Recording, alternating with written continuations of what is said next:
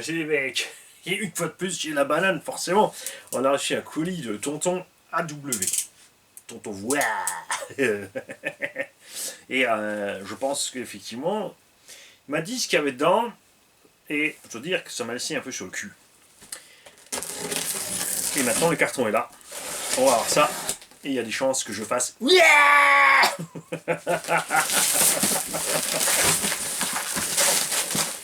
On a un carton.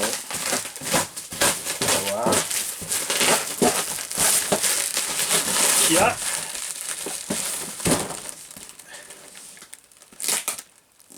le sticker RC Model Store. RC Model Store, c'est le fournisseur italien, un BMT, SP, etc. pour les pneumatiques. C'est vrai qu'il y a 15 € ou 16 € ou 25 € de frais de port selon ce que tu prends, parce qu'il est en chrono, il va être sûr que ça arrive. Alors ça vaut le coup, pas le coup évidemment s'il te faut juste 4 paires de gommes. Par contre, si évidemment tu es commissaire à une petite bande et qu'il te faut plein de pneus et des carrosseries rallye, parce que justement il y a plein de carrosseries rallye game Delta plastique. Ne vous en faites pas, le projet est évidemment en cours avec Elsace RC, puisque personne d'autre ne veut faire des carreaux rallye incassables. On ne sait pas pourquoi, ils sont persuadés que ça ne va pas marcher, alors que si, je suis désolé, ça va être d'enfer. Parce que tu peux prendre 4 châssis de buggy, soit d'occasion, soit qui au départ a un prix valable, comme au VT, GTS, GTB. Tu peux prendre la version buggy, donc VS. Équiper ça d'une carreau incassable qui englobe bien les trains, la grosse mousse devant, tu mets encore un diffuseur à l'arrière avec une plaque de plexi ou du RPM, quelque chose, tu te mets une mousse sur l'arrière. Tu peux même te faire à droite à gauche, comme ce qu'il y a en short curse, quelque chose qui va aller sur la carreau.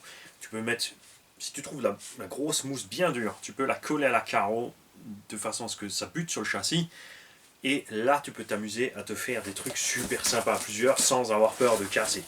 Tu peux brider les machines. Tout simplement, tu utilises un GPS, tu fais passer toutes les machines genre à 50 et tu fais tout rouler à 50 à plusieurs pour te rentrer dedans. Ça, c'est quelque chose que moi, je trouve super rigolo. C'est comme ça. Je suis un bourrin.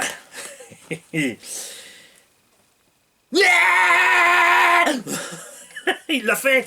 T'es un fou, t'es un grand fou. C'est un malade. C'est un malade. C'est un malade. Je me suis dit, wow, c'est une machine bien servie, tu vois, on est encore en kit, où il manque des bouts, c'est des restes. C'est Noël pour Mani. Déjà, il a envoyé des fraises Tagada, évidemment pour mon cornichon et ma Gigi, parce qu'il a bien noté qu'ils aiment ça.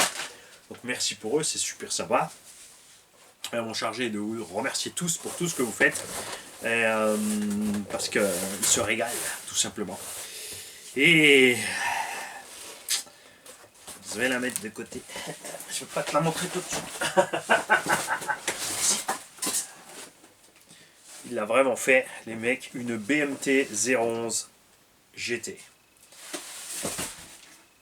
Enfin, on va mesurer si c'est bien la GT ou si j'ai raté un truc. Parce qu'il y a évidemment différentes longueurs. Si tu roules en rallye game, ça y est, on a perdu Pierre-Yves. Ah, Pierre-Yves.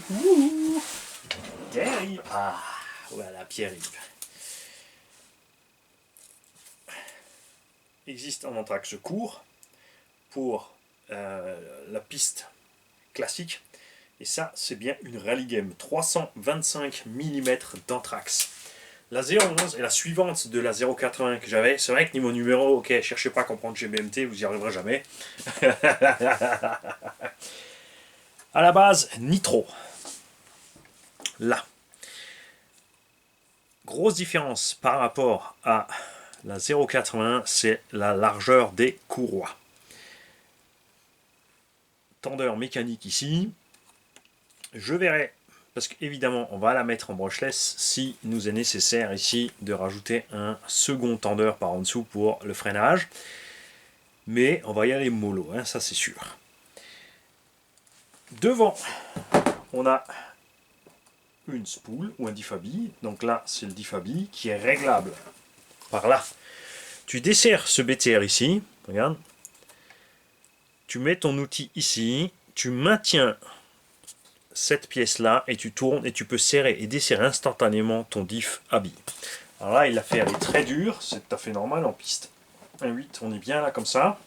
Donc beaucoup de traction, évidemment, sous virage en entrée de virage, surtout qu'il n'y a pas de diff centrale, donc aussi sous virage.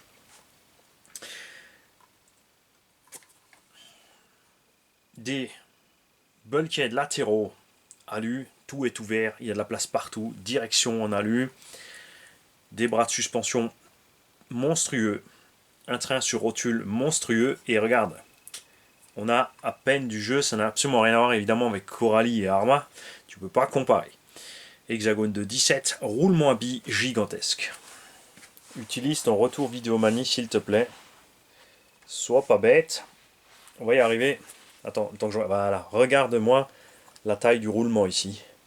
On est dans des roulements de X-Max, point de vue taille, pour te dire. C'est gigantesque. À l'arrière aussi. Donc on a l'entraînement principal qui dispatche sur l'arrière et sur l'avant. On a une courbe intermédiaire pour revenir au milieu ici, évidemment. La courbe a été déportée pour simplifier le montage des éléments, puisqu'à la base c'est en nitro. Donc ton moteur nitro, il te faut une certaine place ici. Et en un huitième, pour garder le châssis étroit, c'est sûr qu'il ne pouvait pas faire comme en indice piste, brushless ou charbon, où tu as tes courroies au centre et ton moteur qui est ici sur le côté. Évidemment, GT, on va jusque là au niveau des roues, c'est vrai qu'il y aurait eu de la place pour mettre la courroie au centre, passer sur une seule courroie ou deux au centre et laisser le moteur déporter. L'hypo gauche-droite, variateur, moteur ici, variateur ici. Il y a plein de choses possibles. Alors, personne ne s'est lancé là-dedans. C'est dommage parce qu'il y a de quoi faire. Et à l'arrière, tu as le choix. Il y avait sur la 0.80 un diff à billes et il me semble que sur la 0.11 c'est un diff à pignon. Ce qui n'est pas plus mal à l'arrière puisque le diff arrière, il faut le laisser détendu, il faut juste que le train arrière suive. Et ça se passe bien. On a un châssis en alu fraisé, 5 mm d'épaisseur. On va évidemment devoir modifier certaines choses pour passer en brushless. Ça, ce que beaucoup ont, ce sont des bacs à batterie latéraux ici, avec une plaque de carbone qui passe par-dessus tout le châssis pour passer à gauche à droite. On a ici le cerveau de direction.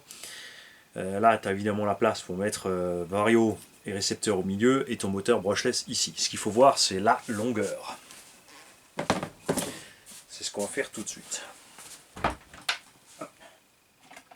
Je vais exagérer tout de suite. Hein. On va prendre un Léopard 42-82. Hop. Ça passe. Avec un 42-82, selon le support moteur que je vais utiliser, si j'avance au max ici, ça va le faire. Là où ça va coincer avec cette longueur, c'est ici, tu vois, sur le tendeur. Donc je vais probablement mettre le tendeur plus en avant ici. Je vais le tourner à 180 degrés. On va le foutre par là. Et ça devrait le faire. On va virer aussi ici le disque de frein, évidemment. Quoique ce sera peut-être une fois l'occasion d'essayer un frein méca. Mais bon, il n'y a pas besoin. On va rester là-dessus, on va virer le disque de frein, comme ça on aura de la place ici pour mieux s'aligner sur l'axe. Comme il existe tout plein de shorty, c'est peut-être le moment d'en profiter et de tester du shorty.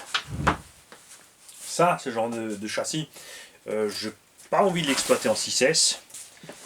C'est sûr que ça encaisse, hein, puisque là, en 4,5 avec les boîtes 2, les mecs, ils envoient lourd. Vraiment, franchement, les performances sont impressionnantes. On pourrait utiliser une 4S shorty là-dedans à la place du réservoir, juste modifier la platine pour que ça rentre. Je sais pas encore ce qu'on va faire. Niveau poids, on n'est pas lourd. Hein. On verra ça quand on aura évidemment les éléments électriques dedans. Bar stab avant. Ce sont deux lames rigides, une sphère au centre. On a ici, contrairement à la 0.80, des amortos aussi plus gros, avec des plus gros ressorts progressifs. Et regarde, dès que tu tires sur une roue, l'autre elle vient direct avec. Dans les porte-fusées, évidemment, aussi des roulements énormes. On a aussi des axes d'entraînement qui sont énormes. Alors devant, on est en CVD. Je vais y arriver. Hop. Là, tu vois, devant, tu es en CVD. À l'arrière, tu es en dogbone. Mais vas-y voir un peu. Enfin, je vais te le mettre dans le bon sens. Ouais, le retour vidéo. Allô? Oui, mais je suis de l'autre côté de la caméra. Mani, Mani, tu dors, ton espèce va s'éteindre. Regarde là, regarde la taille de la noix. Et elle est complètement noyée dans le roulement pour ne pas qu'elle puisse s'éclater, s'ouvrir ou quoi que ce soit. C'est prévu pour des efforts vraiment extrêmes. Et à l'arrière, ils ont modifié par rapport à la 0,81. On a ici un patin complet qui renforce la liaison droite-gauche des deux bulkheads. Et ils sont passés sur une barre, une barre stabilisatrice traditionnelle. Sur l'autre, on avait aussi une barre à couteau. Mais là, tu vois, elle est bien moins ferme que l'autre. On a moins de réaction de gauche à droite avec cette histoire. Les ressorts sont évidemment beaucoup plus courts pour pouvoir changer rapidement la hauteur de caisse. Ici, c'est sûr, si tu brides ton débattement là, tu peux brider le débattement de suspension. Ensuite, tu alignes évidemment ton ressort. Parce que tu peux utiliser ta suspension exactement comme elle est réglée là, mais juste 1 cm plus haut ou 1 cm plus bas. J'exagère, 1 cm, c'est un exemple. Tu enlèves ici ta butée de suspension, ta suspension va descendre, ton ressort forcément lui va se balader, il va tomber. Donc du coup, sur la molette ici, tu rattrapes. Comme ça, tu as toujours la même zone de travail et la même dureté. Les amortos molaires aussi beaucoup plus inclinés que sur la 0,81. On a des axes de 4 mm évidemment dans les triangles, partout, hein, au-dessus, en dessous. Tu peux changer les angles de train ici, donc l'angle de chasse de plus ou moins 3-4 mm devant. À l'arrière, évidemment, ça sert à rien. Tu peux changer évidemment ton carrossage et ton pincement, ou ton ouverture, avant et arrière. Comme tu as un train arrière à 3 rotules, c'est super facile. Selon laquelle tu serres, tu vas forcément, si tu serres l'avant, tu vas augmenter le pincement. Tu peux aussi desserrer à l'arrière pour augmenter le pincement. Tu peux desserrer les deux du bas pour faire du carrossage ou serrer celle du haut. Ça, tu fais comme tu veux selon la largeur de ta carreau. Après, il faut voir ce que tu as droit, évidemment. Ces engins qui font des compètes, donc il y a une réglementation stricte là-dessus. Nous, on va dire, on s'en fiche, donc on peut mettre une belle carreau bien large et on peut tricher un peu ici pour aller élargir le tout.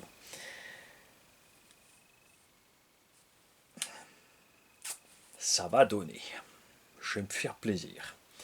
D'un côté, j'ai envie, on pourrait ici tenter d'exploiter un moteur léger, un 3674, avec un petit variateur 4S et une lipo donc shorty pour rester le plus léger possible. Les rallye game évidemment ne seront pas lourdes.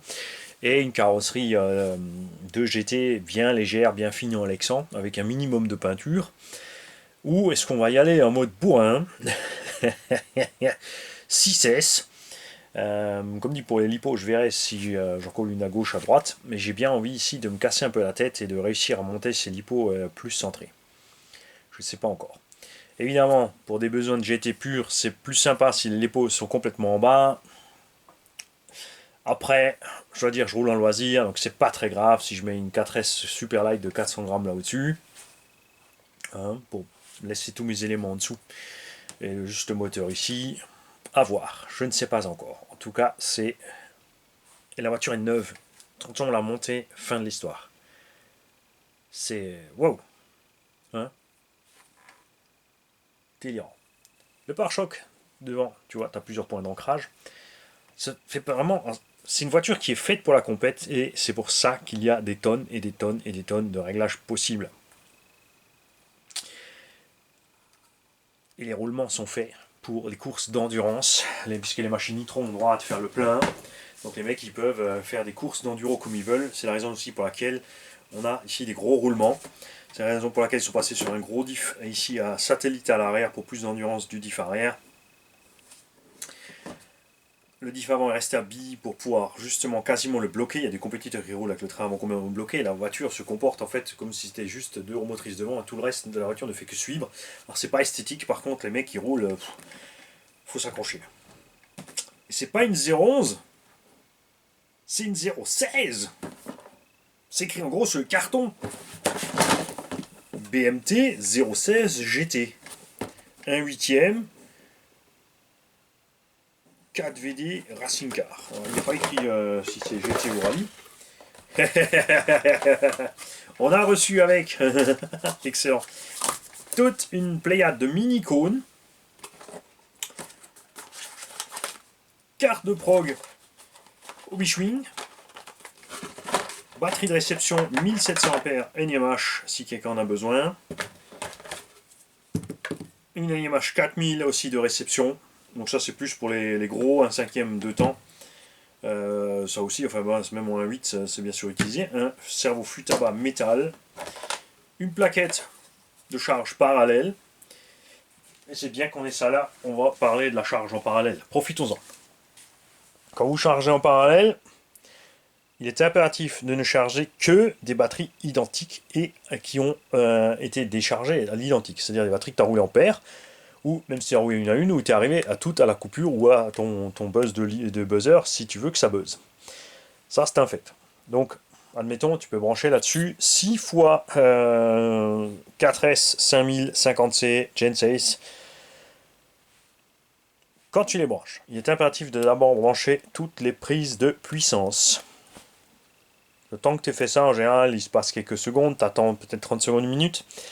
Les batteries vont toutes se donner l'une l'autre le jus.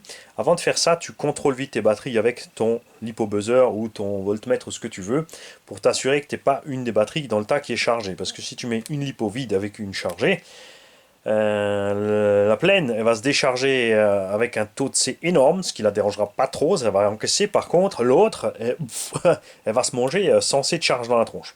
Donc tu fais très attention. Tu les branches tous ensemble, tu attends une petite minute, ensuite seulement tu branches les équilibreurs. Parce que si tu branches d'abord tes équilibreurs, et que tu as une batterie justement qui a plus de jus que les autres, les mini pins et les mini câbles des équilibreurs ne survivront pas, ça va chauffer, ça va cramer. Ça c'est certain, donc tu fais très attention. Tu fais gaffe aussi toujours au contact, puisque tes prises d'équilibreur batterie peuvent avoir des saletés à l'intérieur. Donc tu vas en brancher, tu vas peut-être avoir une cellule qui n'aura pas toutes ces cellules indiquées. Toi tu le verras pas, le chargeur le saura pas, et cette cellule qui est mal branchée, elle ne sera pas chargée. Ça c'est un problème. Donc faites très attention. Donc, moi ce que je fais, je branche toutes les prises de puissance après avoir checké mes lipos. Déjà, généralement quand tu les as checkées, tu es aussi sûr qu'au niveau de l'équilibrage ça se passe bien. Après je branche un équilibrage. Sur mon chargeur, ça m'indique tout de suite, enfin sur le chargeur que moi j'ai tout de suite le voltage des cellules. Je redébranche, je branche la 2, je débranche, je branche la 3, la 4, la 5, la 6, une après l'autre, je check si elles ont bien toutes les 6 cellules indiquées. Au passage, je recheck si on a les mêmes voltages plus ou moins sur les cellules, avec quelques millivolts près évidemment. Ensuite je branche tout et ensuite je mets en charge. Évidemment si tu veux charger fort 6 lipo, 6S, 5000 en même temps, tu as intérêt à avoir un chargeur qui débite. Moi c'est pas ce que je fais, moi j'utilise, comme dit, si je mets 6 lipo, je charge à 6 ampères, ça fait 1 ampère par batterie, ça se passe très bien. Alors la boîte est de la 0,16, la notice est de la 0,16, les stickers sont de la 0,81. Là-dedans on a quoi?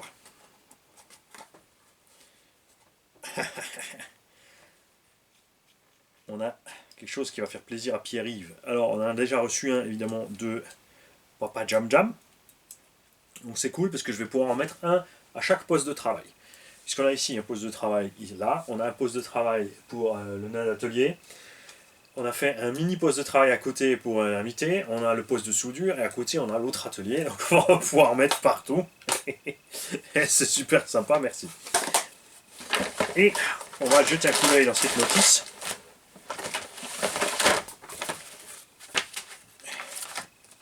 Tiens, il y a la moitié qui s'est enfuie de la notice d'ailleurs. BMT, eux, c'est italien. Ils s'en foutent si tu comprends pas l'italien, tu te démerdes. Par contre, ce sont des photos des éléments. Là, tu vois bien ouais, la taille des noix de sortie. Donc, d'Ifare, on a bien 4 satellites. Tu vois, il y a vraiment tout qui est expliqué image par image, comment tout monter.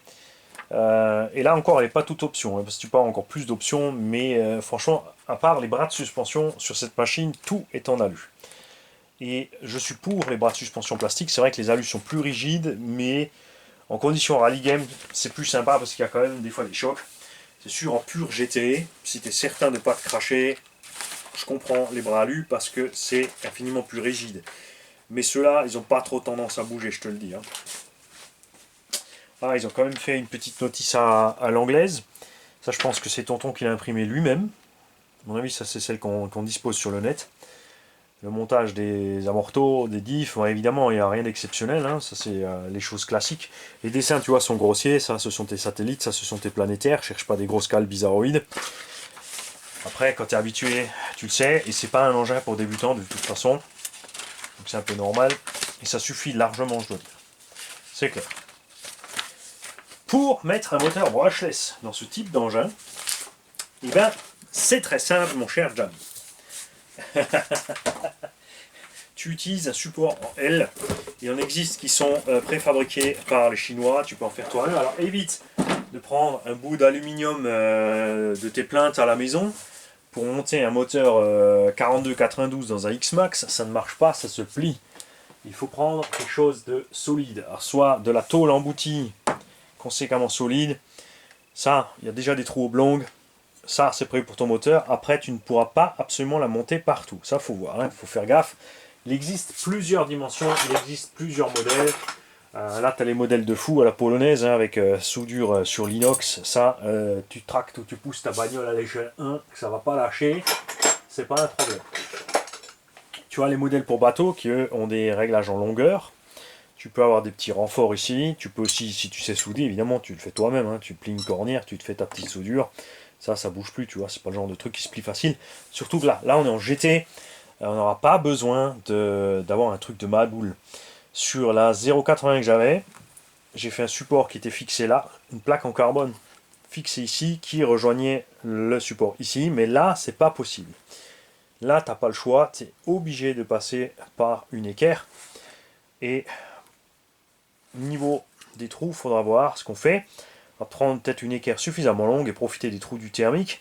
Et très certainement par contre, rajouter, pour éviter des problèmes de flex, un trou oblong dans l'équerre.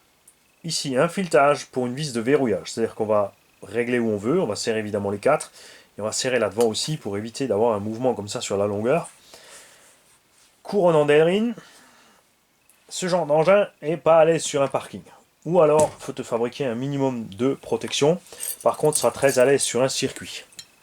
Et là, tonton, il faut savoir que ça tombe bien, mais je vous en dirai pas plus pour l'instant. Non, alors déjà, j'ai repris l'abonnement au MVHS de Strasbourg. Donc j'espère voir les Strasbourgeois et les gens aux alentours de Strasbourg sur ce circuit. Et mec, je peux que vous encourager à contacter le club du MVHS. Super piste bitume. En électro, on n'a quasiment pas de restrictions, on est tranquille. De toute façon, nous, on roule en loisir, on ne viendra pas rouler quand il y a les fous de la gâchette, les compétiteurs, les gens qui font les chronos. On ne va pas les déranger, même si le fait de les déranger, il les améliorera, puisqu'ils seront obligés de zigzaguer entre nous pour améliorer leur style de conduite.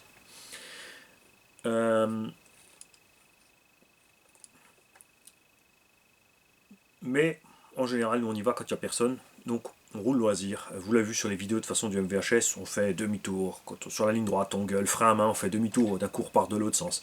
Ça nous fait un circuit infini et on ne s'ennuie pas sur le circuit. Ça, c'est magique. Le circuit moquette, entre-temps, a dû être refait. Le circuit 1.8, par contre, normalement, a été démonté, puisqu'il n'était pas censé être là. Et si j'ai le temps, quand même, je vais peut-être me pencher sur aller faire une requête à monsieur le maire. Il y a le circuit du Yapuka en tout terrain, il y a des circuits aux alentours aussi en tout terrain. Ici, dans le coin, on a le circuit, le SAM 68, circuit de Manchpak qui est un 10e piste surtout. Tu peux rouler en 8, mais c'est ric-rac. C'est le Tour de Corse, mais ils le font. Les compétiteurs chevronnés, ça c'est pas mon cas, c'est sûr. Il y a du 1/8 tout-terrain à Silisheim. En hiver, ils ont droit à une piste 1/10 indoor. La mairie de Silisheim met à disposition la salle de sport. Ça, c'est génial.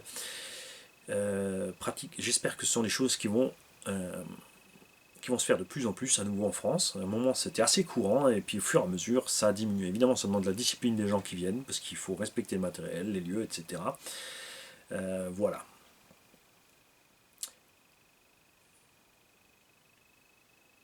Cet engin va donc rouler sur du circuit approprié. J'emmènerai mon gros balai, on fera un petit coup de balai avant de rouler pour ne pas balancer. Et encore, vous l'avez vu, moi j'ai roulé avec ma 0,80 sur le parking, j'ai mis les caches où il fallait, ça se passait bien. On avait de temps en temps un petit caillou qui passait ici dans la principale, mais ça se passait bien. Courroie, regarde, c'est pas de la daube, c'est du Continental Contitech. Ça rigole plus les mecs, c'est pas juste un élastique, hein, c'est du costaud. La raison pour laquelle je vous ai parlé avant d'un moteur peut-être léger, 3674, c'est de pouvoir utiliser les fameux petits variateurs prévus pour véhicules à courroie. Alors évidemment là on est à un 8ème, poids final on sera quand même à 3,5 kg je pense, enfin en 6S on sera plus vers les 4 kg c'est certain. En GT c'est surtout la carreau qui pèse, c'est clair, mais à voir. Après là la courroie est quand même plus conséquente que la 0,81. Pour l'instant le véhicule vraiment il n'a pas roulé, il n'est pas rodé ni rien, on va un peu dur, hein. Ça va se libérer tout seul, à force, c'est certain. Vous vous en doutez, si je suis en train de traîner dessus, c'est que je suis déjà en train de me demander comment je vais faire. Il y a de fortes chances que quand j'éteins la caméra, je suis parti à faire mon montage. Faites du tout en un, c'est clair. Mais là, je vais y aller.